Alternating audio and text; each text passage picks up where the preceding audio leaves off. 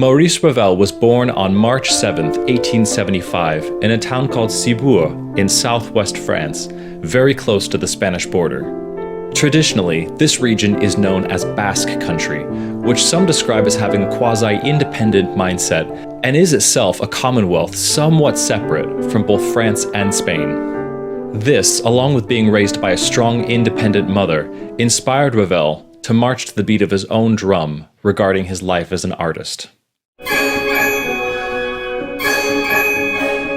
At age 14, he began his studies at the Paris Conservatory, where he originally intended to study piano. His time at the conservatory could best be described as tempestuous. After a promising start, his relationship with his teachers began to crumble when it became clear that his technical ability wasn't progressing quickly enough for their liking. Ravel was expelled from the Paris Conservatory at age 20, only to be readmitted again 2 years later and expelled for a second time at age 25.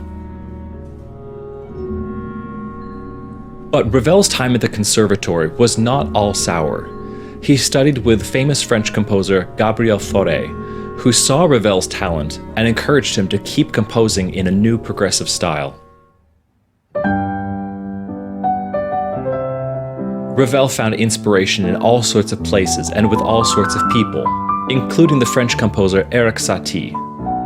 Satie was considered an outcast in the French musical scene because of his rejection of normal musical conventions and his radical new ideas about what music could be and should be to the average listener. And while Satie would later be critical of Ravel's music, Ravel continued to admire and be inspired by Satie's originality and creativity. Ravel is most often compared with Claude Debussy, as both of them are considered musical impressionists, being named after the French painting style made popular during the 1870s and 1880s. Debussy despised being called an impressionist, as did Ravel, although Ravel thought that Debussy actually was an impressionist.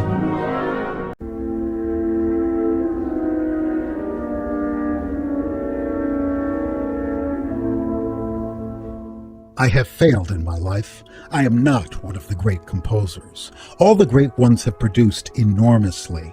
There's everything in their work, the best and the worst, yet there is always quantity. But I have written relatively little, and I did it with great difficulty. I did my work slowly, drop by drop. I have torn all of it out of me, piece by piece. In this passage from a letter written by Maurice Ravel during the final years of his life, the composer presents an assessment of his work that was likely influenced by the tragedy of his physical circumstances, which were defined by a severe neurological disorder that left him unable to write music down, even as new ideas flowed freely through his head. And yet this depression-induced evaluation also tells us a great deal about the extreme effort that is hidden deep beneath the surface of Ravel's exquisitely rendered music, an aspect of his creative process that was of determinative importance in the composition of his largest work, his music for the ballet Daphnis and Chloe. Ravel's output covers just 85 opus numbers, and many of his works are relatively short. For example, his two operas, The Spanish Hour and The Child and the Spells, are both written in one act and last less than an hour. Unsurprisingly, the personal traits that limited his production also fueled its excellence. Impeccably well-mannered and absolutely fastidious in appearance, Ravel was also fiercely independent. Although he wasn't a rebel during his years at the Paris Conservatory, his insistence on learning his craft within parameters he defined left many of his teachers exasperated. As a professional, his perfectionism, which stemmed from a lifelong passion for order and precision, made him indifferent to external pressures. He refused to allow his work to be affected by deadlines or financial need, and was utterly impervious to the judgments of critics. In describing this singular focus and its motivation, he wrote, "Sincerity is of no value unless one's conscience helps to make it apparent. This conscience compels us to turn ourselves into good craftsmen. My objective, therefore, is technical perfection. I can strive unceasingly to this end, since I am certain of never being able to attain it. The important thing is to get nearer to it all the time." Later in Ravel's career, in the late 1920s, he was approached by Ida Rubinstein, a Ukrainian dancer and choreographer, about composing a ballet for a new dance company she had started.